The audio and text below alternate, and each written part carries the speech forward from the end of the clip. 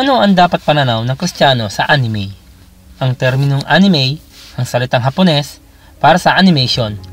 Sa pangkalahatan ay tumutukoy sa animation na nagmula sa Japan.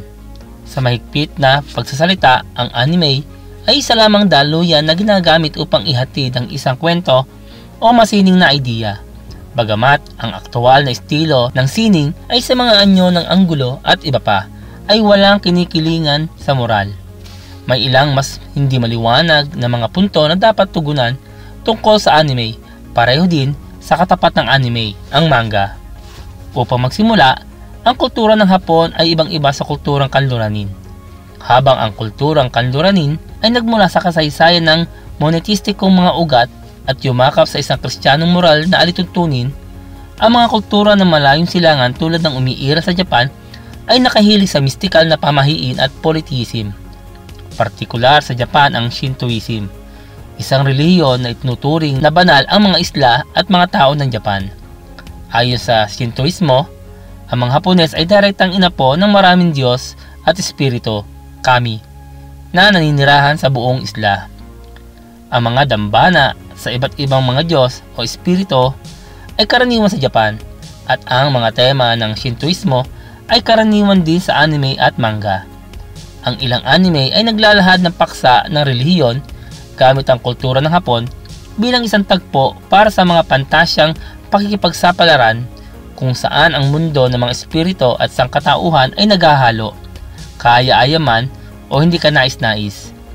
Dahil sa mistikal na pundasyon ng kulturang silangan, ang anime ay may posibilidad na gumamit ng mga elemento ng okultismo tulad ng mga tarot card, incantation at higit pa.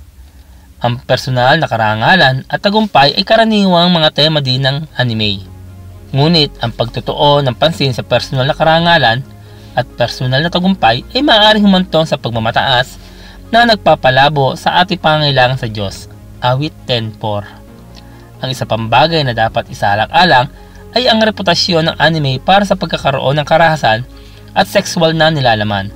Bagamat hindi lahat ng pelikula sa anime ay labis na sexual o labis na marahas, karamihan sa mga halimbawa ng anime ay may iba't ibang antas ng mapanlait at o marahas na nilalaman, mula sa magaang paglalarawan ng karahasan hanggang sa lantarang pornografiya. Bagamat ito ang sarili nitong subcategory na tinatawag na hentai at gorepes o pinagpipiestahan ang pagdanak ng dugo. Bilang mga Kristiyano, dapat tayo mag-isip tungkol sa mga bagay na karapat-dapat at kapuri-puri, mga bagay na totoo, marangal, matuwid, malinis, kaibig-ibig at kagalang-galang. Pilipos 4:8. Karagdagan pa, sinasabi sa Colosas 3:2, ang mga bagay na panglangit ang isaisip ninyo, hindi ang mga bagay na panlupa. Para sa Kristiyano, ang pag-iingat sa kung ano ang dumarating at nananatili sa ating isipan ay napakahalaga. Dapat binibihag namin ang lahat ng isipan upang matutong sumunod kay Kristo. 2 Korinto 10:5. Bagamat maaaring mayroong maraming mga bagay na kaduda-duda sa anime, may mga matatatag na Kristiyano na nasisiyahan sa medium.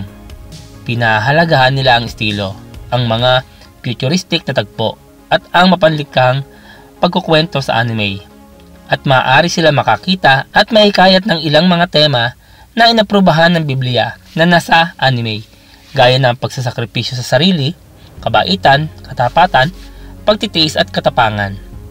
Ang ibang mga Kristiyano, ganun pa man, ay maaaring magpasya na ang isang bagay na may napakaraming nakakatakot na patibong ay hindi mahalaga at naglalagay sa kanyang sarili sa mga posisyon na malantad sa isang bagay na maaaring makapinsala sa kanilang espiritual na paglakad.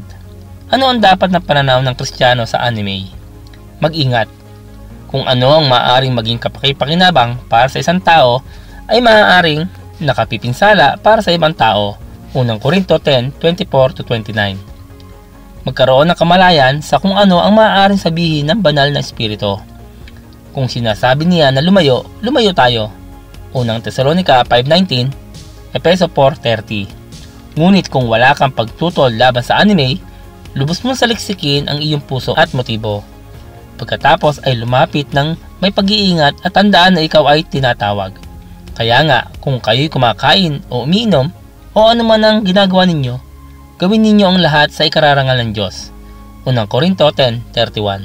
Salamat po sa inyong panonood, at kung kayo po ay napagpala ng bidyong ito, huwag po kayo mahiya na ito ibahagi po sa inyong mga kaibigan, kamag-anak. Hanggang sa muli po.